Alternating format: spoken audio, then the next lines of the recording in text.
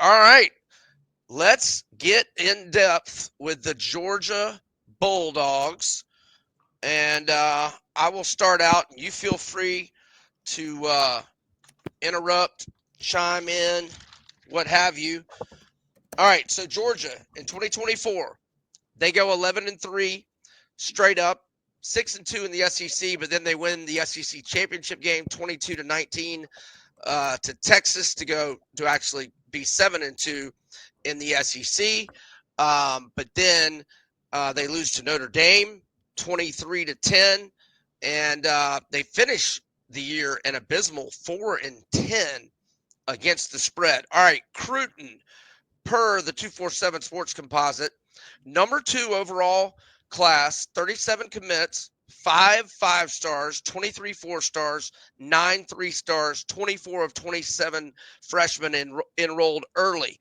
However, I mean, it's hard to nitpick. You got 5 5-star freshmen coming in. I mean, it's a great class. But transfer specific wise, they only got 10 guys, and only 3 of them were 4-star transfers. So if there is a little bit of bones to pick with Kirby here, he didn't add as much veteran talent as a lot of other SEC schools did. The 3 4-stars, Zachariah Branch from USC, the speedster, wide receiver, return guy. They got an edge rusher from Army, Elo Medozi, 34 tackles, 8 TFLs, 6.5 sacks last year, third team all AAC. And then they got Texas A&M wide receiver Noah Thomas, 39 catches, 574 yards, and 8 touchdowns last year. All right, the betting numbers. FanDuel has UGA at plus 650 to win the CFP. Those are the third shortest odds behind Ohio State and Texas, who are the plus 600 co-favorites. Heisman odds, Gunner Stockton, 35-1. Running back Nate Frazier, 180-1. To make the CFP, Georgia is the yes price is minus 250. The no price is plus 198. Their odds to win the SEC championship game, they are the plus 300 chalk, which is interesting because Texas has plus 310 odds, but Texas has shorter odds to win the CFP. And to win 10 games or more, Georgia has minus 165 odds. And their season win total is 9.5, shaded to the over, minus 150. Excuse me. If you like under 9.5 for Georgia, plus 122. All right. Per Athlon's magazine, starters returning 4 on offense, 3 on defense, and their games of the year lines, I'll share them here. And actually, week 1, they're minus 39.5 at home against Marshall, and minus 5.5 at the Vols, minus 4 to Bama, minus 7.5 at Auburn, minus 9.5 at home to Ole Miss, minus 9.5 to Florida, minus 2.5 at home to Texas, and minus 12.5 at Georgia Tech.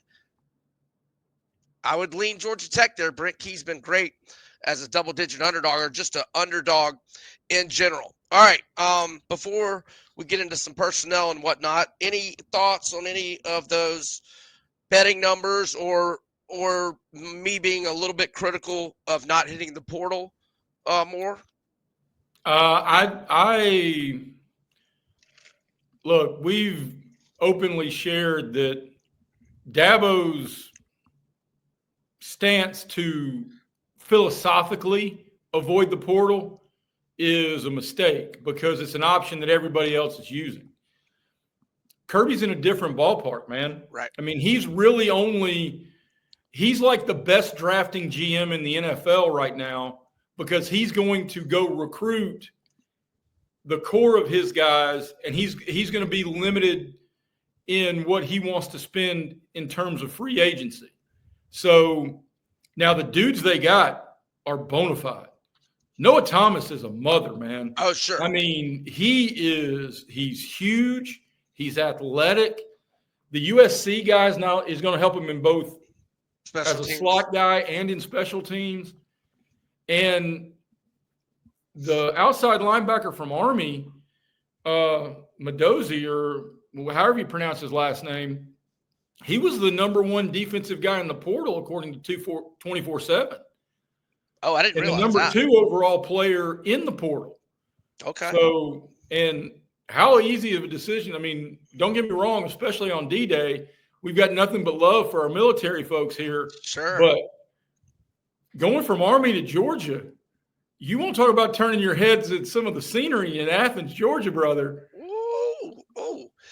Man, some of the best times of my life were spent pregame in Jacksonville looking at all that red and black and orange and blue eye candy before the Florida-Georgia game.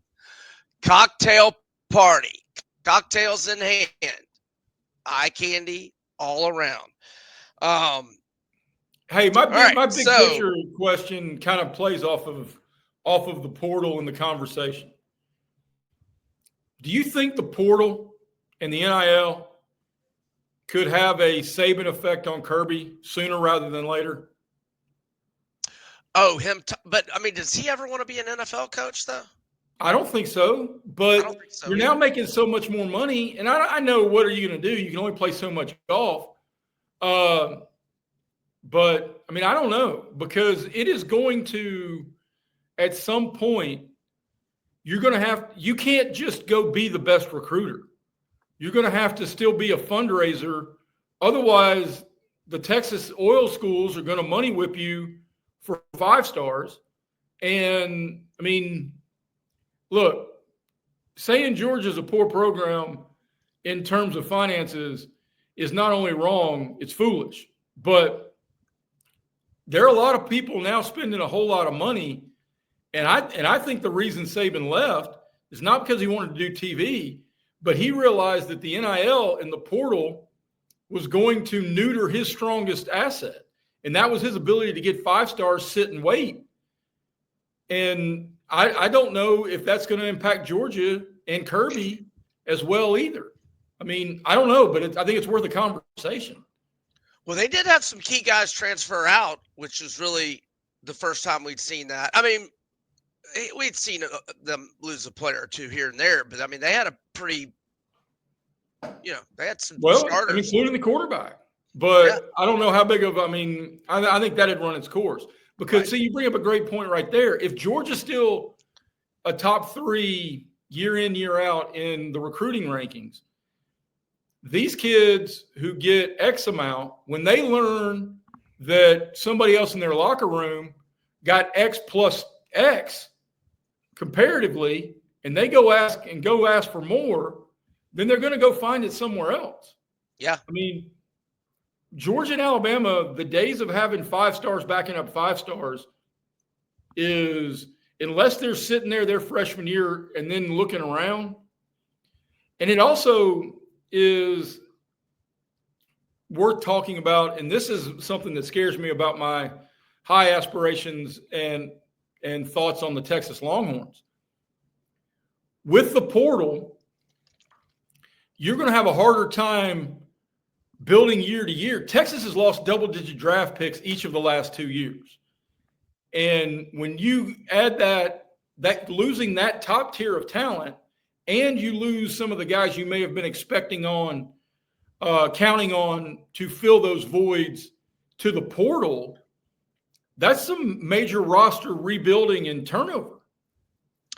Yeah, no doubt about it. All right, we got to talk about Gunner Stockton, because he's going to be, the key here for the Dogs. Is there a single player in the league that's got more on him than Gunner Stockton in terms of a team with these kind of goals and aspirations? And I'll say this, and I have never been a fan of his, even though some of the people who work with him and have covered him vouch for him 12 ways from Tuesday. I think all the schools that play against Georgia are going to have a chance as long as Mike Bobo's gainfully employed as the offensive coordinator. I could not agree more. He is. I mean, they used to blame every game on him during the Mark Richt era, and there was a lot of validity to that. Yeah. But you can blame Mark Richt as well. But yeah, I do not think Muschamp made a big mistake hiring him at South Carolina, and yeah. I completely concur. with that. But yeah, I don't know if there's more pressure on anybody besides Gunner Stockton. But I will say that I don't think he's elite, but I did think he played pretty good against Notre Dame. I mean, they didn't lose that game because of him. No. He went 20 of 32 in that game, and even if you want to quibble about that completion percentage, they had drops. They had drops, and he had some dudes in his face consistently. Yeah. I mean, he was making throws under duress, wisely threw the ball away a couple of times. I mean, to avoid a sack. No, I thought Gunner Stockton assuredly played well enough to win, if not a little bit better than that, in the playoff loss to the Irish. Yeah, he was 20 of 32 for 234 yards, 1 touchdown, no picks. But they dropped that bomb. I mean, he hit that guy right in the hands. It was 5 yards behind the defense. That should have been – you should have 70 yards and another touchdown to these stats. That would have put him I don't know exactly how many yards it was. It was at least a 65-ish or 75-yard bomb there early in the second half. So if you add 70, that would have put him over 300 yards and given him 2 touchdowns and no picks. But, I mean, I haven't done any SEC quarterback rankings, but, I mean, I don't think I'm putting him in the top 5. Do you? No. Well, and some of that's about the testament to how many good quarterbacks there are in the league coming back. Yeah. I mean, just off the cuff, Lagway, I don't think anybody at Texas, LSU, Gainesville, or Columbia, South Carolina are certainly going to trade their guy for Gunner Stockton. No, I don't think Oklahoma would trade Mateer either. And we know the mayor of Nashville. Oh, friend of the show. Friend of the show, Diego Pavia. There's no way you're dealing Diego. Oh, man, and V is last. We have to wait all the way almost to week 1 to talk Diego. We'll fit him in. We need to fit him in every show, and Jay just did so right there. So I like that nickname for him, though. The mayor of Nashville. The mayor of Nashville. Did you just create that? I did. Beautiful. I like it. So he gets Zachariah Branch, speedster, like Jay noted. He'll help on special teams in the slot. Dylan Bell is returning at receiver. Noah Thomas, who we mentioned, who's had an excellent year for A&M. A guy that was injured a lot for them last year, but was a really good freshman at Vandy. If he's healthy, I think he'll contribute as London Humphreys as well. I like Nate Frazier at running back, but their backup to him is Chauncey Bowens, a true freshman. So maybe not as deep at running back as they have been in years past, and only 3 starters coming back on defense. So a little thin at linebacker. I don't think they're going to be as salty defensively. And hey, you left out an offensive piece that I think will have a lot of success, and that's Oscar the stud Delp. tight end. Yes. Yeah. I mean, he nobody is going to beat Brock Bowers because Brock Bowers is a mother. But Oscar Delp is a very valuable piece. And if we know anything about Bobo, it is he's big into the play action and big on the tight end, working in the middle of the field. And I don't disagree with that fundamentally. I just don't think Bobo's all that good at what he does. Yeah, I was awful that I did not mention him. Oscar Delp is an absolute stud, no doubt about it. And he would have been putting up bigger numbers this whole time if not for Bauer's presence. All right, anything else before we jump into the schedule? Again, the win total being 9.5, over -150, under +122. That's at FanDuel. Well, Georgia, the numbers you read off, the 3 starters, 4 starters back on defense and offense respectively, you need to at least appreciate the guys who did come from the portal, who started where they were. Right. The Army linebacker, the DB from UAB, there are a handful of guys. I mean, I've seen people list as many as 12 returning starters for Georgia of kids who started where they were in college last year. Does that translate? Not apples to apples, and Georgia's different than every other animal with the possible exception of Ohio State in that when they replace somebody from internally, they're almost always a high 4-star or a 5-star dude. Yeah. So they're guys that are filling in. 4 or 5-star guys, even though they weren't starters last year. No doubt about that. So I was going to mention a couple of the other transfers that weren't forced. Oh, and they did get a running back, Josh McCray, who's played a decent amount at Illinois. That's another depth piece in the backfield.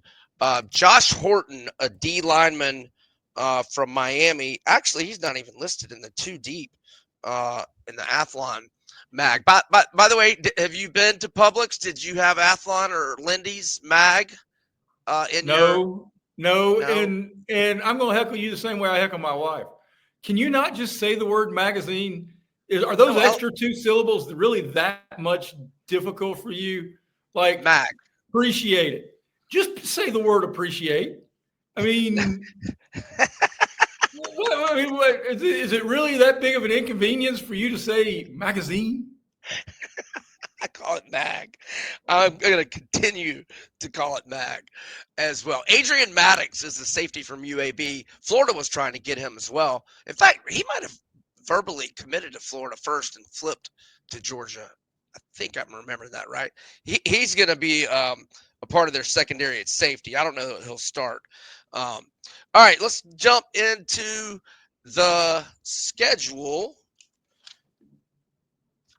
And Marshall, 39.5-point favorite. I don't think we're calling for the Thundering Herd to pull an upset here, are we?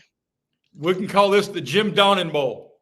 Yes, we can accurately call it the Jim Donnan Bowl. And we both got Georgia winning, as they will in week 2 against Austin P, the Governors. Didn't Austin P make Dickie V stand on his head because they upset Illinois in the NCAA tournament back in the 80s? I believe so. That sounds right. But they've got a great chant about "Let's go P, let's go P." I mean, you say that too many times in a row. We're going to have to call a timeout. I'm going to have to step into the rest. Right. Or it could be like Beetlejuice, and if you say it too many times in a row, Reggie Jackson shows up. All right, -5.5 at Tennessee. I'm going to give this one to Georgia, but I am too. Probably won't be easy. I'll be, and I don't know if you're going to get a much better number if you like Georgia here, because if you had to guess who's going to have a better year, Joey Aguilar in Knoxville or Gunner Stockton in Athens? Stockton. Me too. Which those numbers will be inversely proportional to after a couple of weeks after we've gotten more than enough intel on both of those kids. All right, so we've both got Georgia winning at Tennessee. They'll be 3-0. They'll have an open date ahead of Alabama, which also has an open date, so that's a wash. But I will let you know, Alabama has at FSU in week 1, then ULM at home, and Wisconsin at home. So Bama, well, I'm not going to say that it's tougher because, I mean, Georgia's got that SEC opener. So you like Georgia -4, so obviously you're picking Georgia to win this game. Yes. I'm going to pick Georgia to win this game, but I'm not on board with the laying the points just because Alabama. I mean, look, Georgia's still Alabama's bitch. They still are. So I can't lay the 4, but I will call them for conversation purposes here. I will call it a Georgia win to go to 4. Hold on, I got to write down the time so that when my kids watch, I'll have them alert them to change the channel because the man who can't say the full word magazine is going to start throwing around salty language. Uh-huh. All right. At home to Kentucky. Kentucky's gonna stink. Is this gonna be Bad. Mark? Is this gonna be Mark Stoops last year at Kentucky? Might be. I think we've got them maybe next, right? Oh, in the alphabetical order scheme of things, we certainly do. We'll save that convo for next week, but we will hit it at length on that convo. And in case you were curious, Zach Calladay is back in the league. Calzada. Calzada, yes. Yes. So 5-0 with a win over Kentucky, and then they're going into Auburn, and I like Auburn plus 7.5, and I'm gonna call for Auburn to win outright. Didn't we both do that in the Auburn?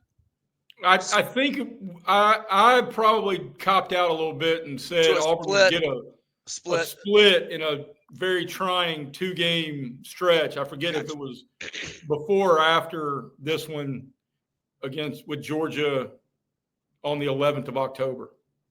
You probably did it out of at A&M and Georgia. Yeah, probably that sounds right. Yeah. Well, so for this conversation, are you? I'd be surprised if Auburn finds a way to win this game. All right. Unless Jackson Arnold's playing like a top 5 quarterback, because while the one thing I will give Bobo credit for is that when you're breaking in a new quarterback, his system is at least easier to navigate, but the ceiling of what his system can be is insanely limited. Jackson Arnold may be in that team picture with Gunner Stockton about dudes who have as much pressure as anybody, because Jackson Arnold is holding Hugh Freeze's job in his hands. Yep. All right, I'm going with Auburn with the upsets, but Jay's got them winning. So Jay has Georgia 6-0. I have them 5-1 with Ole Miss and Austin Simmons coming to town. I think Austin Simmons is going to be really good. I do too. But I got to give this one to Georgia. 100%. I could not agree with both of your sentences right there more. Did you read that in the mag? No. Oh. No. Then an off date for both teams. It's a wash, Gators and Georgia. And then the showdown in Jacksonville. And I like Florida plus 9.5. And I'm calling for Florida to win outright. So I have them falling to 6-2. Yes. Boy, oh boy. I think there's a sizable coaching edge in Athens and a sizable quarterback advantage in Gainesville.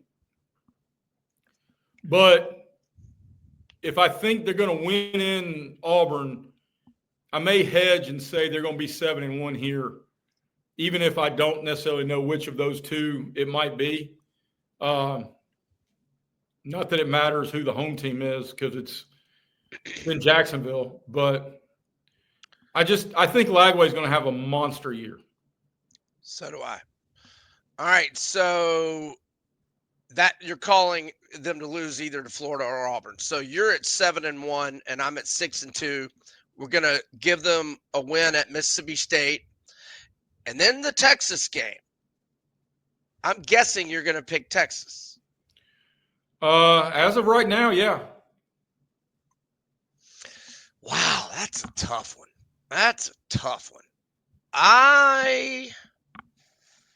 Man, how tough is Texas's schedule? Right. Who else gets Ohio State and Georgia in the same year? On the road. Yeah. True road games. Yeah. Let's see who else they have on the road. At A&M. Oh, no. I'm sorry. Not at A&M. My apologies. At Mississippi State. At Florida. Kentucky. Oh, and at Florida. Yeah. Tough schedule. All right, but back to Georgia. I'm going to give Georgia the dub against Texas. And we're going to give them the dub against Charlotte. And so we both have them 9-2 right now, right? You had them losing to Texas? And did we just gloss over Mississippi State? Because I think that's going to be a universal conversation across every SEC foe. We gave them an automatic W in Starkville. Yeah. So I didn't mention this earlier. When I said Georgia 12.5 at Georgia Tech, that game is now being played at Mercedes-Benz. So it'll probably be a home game. I mean, Georgia Tech will be lucky if it's 50-50. It won't be 50-50. It'll be 65-35. At least, if Okay. not more. Okay. Wow. Now Brent Key is very good as a double-digit underdog. Yeah, but this ain't picking spreads here, brother.